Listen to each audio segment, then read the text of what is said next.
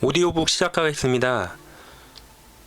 제6장 채널 기법의 순서인데 이번 파트 같은 경우는 좀 개인적인 성향으로 중요하지 않다고 생각하기 때문에 요약 정도만 말하고 넘어가겠습니다. 채널의 개념. 채널이란 주가의 움직임이 아래쪽과 위쪽에 서로 평행한 두 개의 추세선 사이에서 형성되는 것을 말한다. 이 정도까지만 하고 마무리하겠습니다. 다음 파트로는 제7장 파동의 연장, 이번 파트를 진행을 하겠습니다. 파동의 연장. 가장 정통적인 엘리어트 파동이라면 1번 파동부터 5번 파동이 엘리어트의 절대불가침의 원칙과 채널 기법의 원칙에 걸맞게 정상적으로 형성되고 이어서 A파동, B파동, C파동이 차례로 나타나는 꼴일 것이다. 그러나 솔직히 말해서 우리의 현실 세계에서는 엘리어트의 정통적인 파동이 차례로 이어지는 예는 거의 없다고 해도 과언이 아니다. 토라지기 쉬운 사춘기 소녀의 마음과도 같은 주식시장에서는 언제 어떤 일이 벌어질지 속단할 수 없으며, 그래서 예외 없는 정통적인 엘리어트 파동을 추구하기보다는 차라리 모든 예외들을 인정하고 그것에 걸맞는 거래를 하는 것이 우리가 취할 합당한 태도가 될 것이다. 이 장에서는 정상적인 엘리어트의 충격 파동과는 그 모양이 조금씩 달리 나타나는 변형꼴들을 설명하기로 한다. 그런데 여기서 다시 한번 밝혀두지만, 변형꼴이라고 해서 정통적인 파동에 비하여 발생하는 빈도수가 적을 것이라고 생각하는 것은 오산이다. 현실적인 경험에 따르면 오히려 정통적인 엘리어트 파동보다는 변형의 발생 빈도수가 훨씬 더 높다는 것을 유념해야만 할 것이다.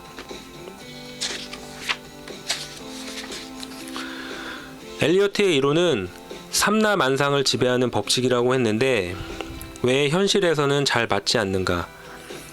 초보적인 엘리어트 분석가들이 파동을 매길 때 혼란을 느끼는 대부분의 이유는 아마도 파동이 연장될 수 있다는 사실을 몰랐거나 혹은 잊어버렸을 때로 생각된다. 그러면 먼저 파동이 연장된다는 것이 무엇인지 알아보기로 하자.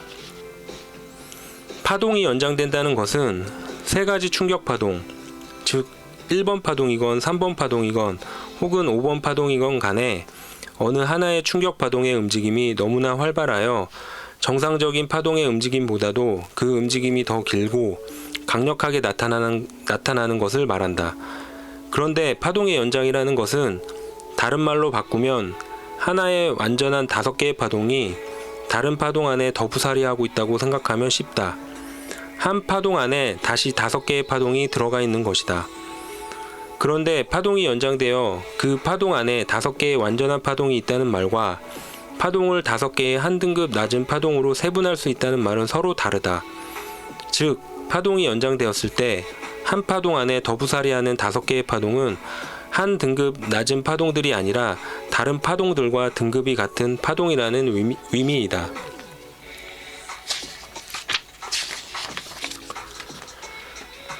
파동 연장의 원칙. 충격 파동의 움직임이 너무나 활발하여 정상적인 파동의 움직임보다도 길고 강력하게 파동이 형성되며, 또한 한 파동 안에 같은 등급의 완전한 5개의 파동이 더부살이하고 있는 형태를 파동이 연장된 것이라고 이야기한다는 것은 앞에서 이미 설명한 바 있다. 그러나 파동의 움직임이 아무리 강력하다 하더라도 무턱대고 어떤 파동이건 연장되는 것은 아니다. 엘리어트의 이론 중에는 파동이 연장되는 경우라 할지라도 일정한 원칙이 반드시 존재하고 있다. 첫째, 반드시 1번 파동, 3번 파동, 5번 파동의 충격 파동만이 연장될 수 있으며 2번 파동이나 4번 파동 또는 A파동, B파동, C파동 같은 조정 파동은 연장될 수 없다. 예를 들면 C파동은 그 성격이 3번 파동과 유사하여 파동의 움직임이 크고 강력하게 형성될 때가 많지만, C파동은 근본적으로 ABC 파동을 형성하면서 조정 파동을 구성하기 때문에 결코 연장되어서는 안 된다. 2번 파동이나 4번 파동은 각각 1번 파동과 3번 파동을 조정하는 역할을 하기 때문에 그 움직임이 크게 나타날 가능성은 별로 없으며 따라서 당연히 연장되지도 않는다. 둘째, 하나의 사이클 안에서는 반드시 한 번의 연장만 일어난다. 다시 말하여 1번 파동, 3번 파동, 5번 파동 중에 어느 하나만이 연장될 수 있다는 말이다. 이 말을 역으로 생각하면 앞으로 진행될 파동의 성격을 점칠 수 있다. 즉, 1번 파동이 연장된 형태로 진행되고 있다면 다음에 나타날 3번 파동이나 5번 파동은 절대로 연장될 수 없고 정상적인 형태로 나타나야 할 것이다. 마찬가지 논리로 3번 파동이 연장되었다면 다음에 나타날 5번 파동은 반드시 정상적인 형태가 될 것이며 또한 1번 파동이나 3번 파동이 연장되지 않고 정상적인 형태가 되었다면 5번 파동이 연장될 가능성이 높다는 말이 된다. 셋째, 우리는 1번 파동에서 5번 파동까지의 움직임 가운데 그 어느 하나의 충격 파동이 연장되면 파동들의 숫자는 5개가 아니라 모두 9개가 된다는 것을 알고 있다. 그런데 아주 드문 경우이긴 하지만 어떤 파동이 연장된 것이 분간할 수 없을 정도로 연장이 일어날 수도 있다. 이때는 9개의 파동이 거의 비슷한 크기로 형성되는 경우로서 비록 어떤 파동이 연장되었는지는 알 수 없을지라도 파동의 연장이 일어난 것은 분명히 확인할 수 있는 경우이다. 또한 이처럼 9개의 파동의 크기가 모두 비슷하게 나타나서 어느 파동이 연장된 것인지 알아볼 수 없을 때는 이보다 한 등급 높은 파동이 3번 파동일 경우에 일어나는 것이 일반적이다. 넷째, 거래량의 움직임을 관찰하면 파동이 연장될 것인지 여부를 확인하기 용이하다. 일반적으로 거래량은 주식시장이 파행적으로 움직일 때 급격히 늘어나는 경향이 있다. 그러므로 어느 한 파동이 연장될 때는 거래량도 따라서 급격히 증가하게 된다. 다섯째, 한 파동의 움직임이 비정상적으로 강력할 경우에는 연장의 연장이 일어날 가능성도 배제할 수 없다. 무슨 말인가 하면 1번 파동에서 5번 파동 중에 어느 한 충격 파동이 연장되어 모두 9개의 파동이 되었다고 할 때 연장된 파동이 다시 한번 연장되어 모두 13개의 파동이 형성되는 꼴을 말한다. 즉, 연장된 3번 파동 안에 세 번째 파동이 다시 연장되는 것이 그 한 예이다. 연장의 연장은 5번 파동 안에서 일어날 수도 있지만 대개 3번 파동 안에서 발생하는 것이 일반적이다. 이론적으로만 따진다면 1번 파동이나 3번 파동 그리고 5번 파동 모두 같은 확률로 연장될 수 있다. 그러나 파동의 성격으로 미루어 보건대 1번 파동이 연장될 확률은 거의 없다고 생각해도 무방하다. 왜냐하면 1번 파동이란 본질적으로 추세가 형성되기 시작하는 단계라고 보아진다. 그런데 1번 파동이 연장된다는 말은 어떤 추세의 움직임이 채 시작되자마자 당장 추세의 움직임이 가파르게 형성되고 또 과도하게 나타나고 있다는 이야기가 되는데 이것은 우리의 상식으로 판단해 보더라도 무리가 따르기 때문이다. 따라서 대부분의 연장은 3번 파동이거나 혹은 5번 파동에서 일어난다고 생각하는 것이 타당하게 느껴진다. 이중 되돌림. 1번 파동이 연장될 가능성은 미미하지만 3번 파동이나 5번 파동은 항상 연장될 가능성을 가지고 있다. 그런데 3번 파동이 연장되는 것은 큰 문제가 되지 않는다.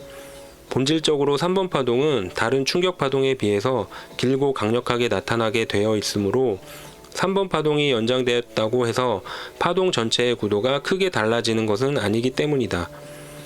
또 3번 파동이 연장되고 또다시 3번 파동 안에 세 번째 파동이 연장되는 것도 새삼 놀랄 일만은 아니다. 그런데 문제는 5번 파동이 연장될 때이다. 이때는 조금 복잡하다. 왜냐하면 5번 파동이 연장되는 것은 그 파동이 연장되는 데 그치지 않고 그 다음에 이어질 ABC 파동의 성격을 규정하는 데 결정적인 역할을 하기 때문이다. 또한 다음에 이어질 ABC 파동은 난삽하기 그지없는 이중 되돌림을 포함하는 불규칙 파동이 되기 때문에 주의해서 보지 않으면 안 된다. 우선 이중 되돌림에 대해서 알아보기로 하자. 이중 되돌림은 5번 파동이 연장될 때만 나타나는 특수한 형태로서 1번 파동이 연장되거나 3번 파동이 연장될 때는 발생하지 않는다. 5번 파동까지의 한 추세가 끝나면 이제는 하락 국면으로 접어드는 ABC 파동이 이어지는 것이 일반적인 엘리어트 파동의 형태일 것이다. 이때 나타나는 ABC 파동은 지그재그인지 플랫인지에 따라 다소간 차이가 있지만 그래도 전체적으로 보아서는 고점들이 서서히 낮아지는 하락 추세의 꼴로 나타나게 된다. 그러나 5번 파동이 연장되었을 경우라면 사정은 좀 다르다. 즉 A파동이 하락의 형태로 나타나고 이어지는 B파동이 상승의 형태로 나타나는 것은 변함이 없지만 이중 되돌림에서는 B파동의 꼭지점이 5번 파동의 꼭지점을 넘어서는 형태로 되는 것이다. 이중 되돌림의 경우를 보면 상승하는 B파동은 하락한 A파동이 움직인 거리 이상으로 움직이고 있다. 그래서 바로 이러한 형태를 특별하게 일컬어서 이중 되돌림이라고 부르는 것이다. 이중 되돌림을 정리하여 다시 한번 설명해 보자. 첫째, 5번 파동이 연장되어야 한다는 것이 절대절명의 성결 조건이 된다. 둘째, 5번 파동의 5번 파동이 끝나면 3개의 파동으로 구성되는 A파동이 하락 국면을 선도하게 된다. 이때 보통의 경우 A파동은 연장이 시작된 수준, 즉 5번 파동의 2번 파동의 바닥까지 하락하게 된다. 그런데 왜 5번 파동의 2번 파동 바닥을 연장이 시작된 시점으로 잡느냐 하면 5번 파동의 2번 파동 바닥은 바로 3번 파동이 시작된 출발점이 되는 것이며 동시에 만약 5번 파동에 3번 파동이 형성되지 않았다면 5번 파동의 연장도 없었기 때문이다. 어찌되었든 첫 번째로 나타나는 3개의 파동은 A파동으로 구성하게 되며 이 하락 파동은 앞선 5번 파동의 2번 파동 바닥까지 진행하게 된다. 셋째, A파동이 완성되고 곧이어 나타나는 B파동은 급격한 상승세를 나타나게 되는데 이 상승파동은 A파동의 출발점, 다시 말해 5번 파동의 꼭지점을 넘어서까지 상승하게 된다. 그러므로 B파동의 꼭지점은 5번 파동의 꼭지점보다 더 높은 새로운 꼭지점을 형성하게 된다. 우리가 알고 있는 일반적인 엘리어트 이론의 상식에 따르면 1번 파동부터 C파동에 이르는 하나의 사이클 안에서 5번 파동의 꼭지점이 가장 높다. 그런데 이중 되돌림에 있어서는 B파동의 꼭지점이 정통적인 5번 파동의 꼭지점보다 높게 나타나는 결과가 된다.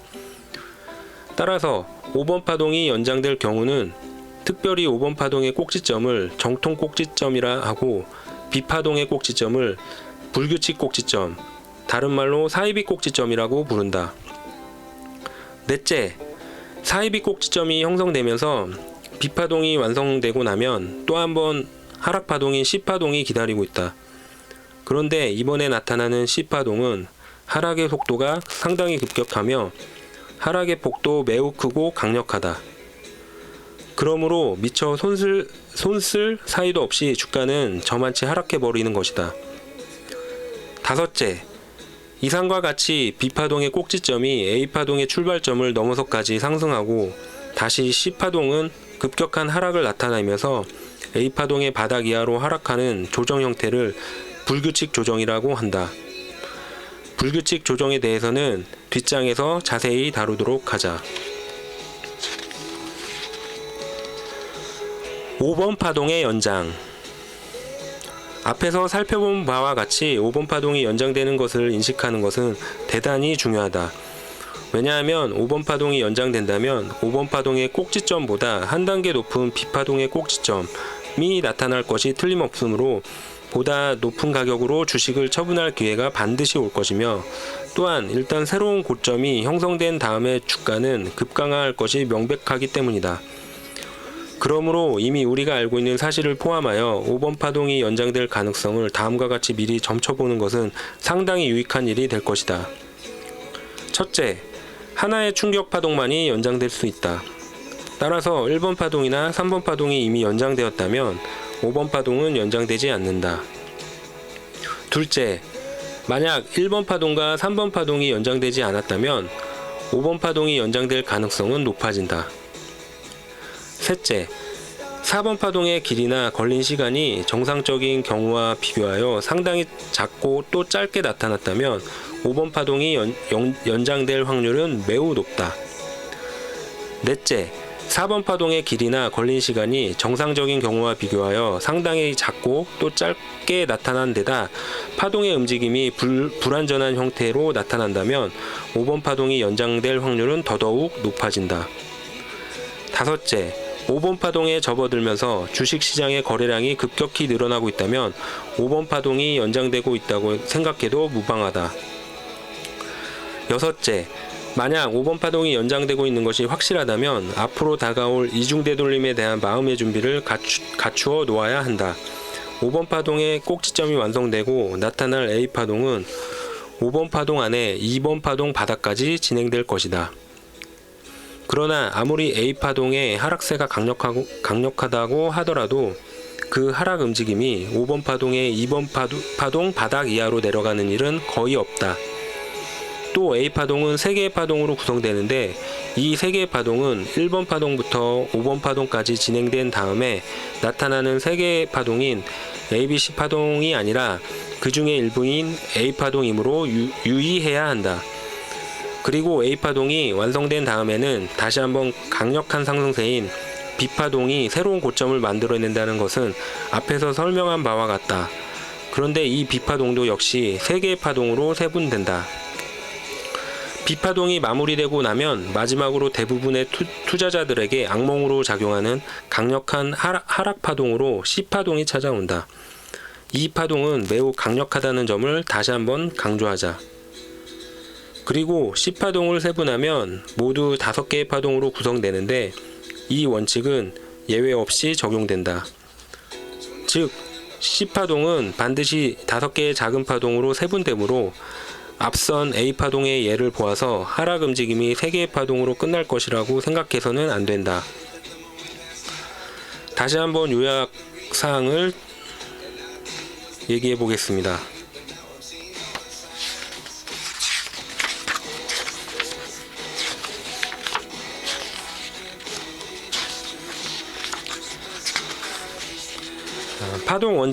파동 연장의 원칙에서 요약을 말씀드리면 파동이 연장되는 여러 경우 파동의 연장은 주로 3번 파동이나 5번 파동에서 발생하지만 1번 파동이 연장될 가능성을 전혀 배제할 수는 없다.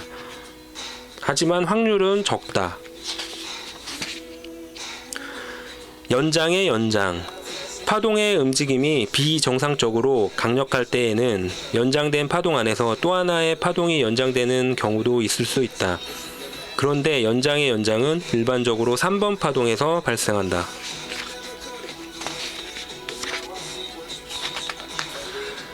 사이비 꼭지점 5번 파동이 연장될 경우 B파동은 5번 파동의 꼭지점을 넘어서서까지 진행되게 된다. 이때 5번 파동의 꼭지점을 정통 꼭지점이라 하고 B파동의 꼭지점을 불규칙 꼭지점 또는 사이비 꼭지점이라고 특별히 일컫는다. 이상 제7장 파동의 연장 파트를 마치겠습니다. 다음 장은 제8장 충격파동의 변형 파트를 진행하도록 하겠습니다. 이상 마치겠습니다.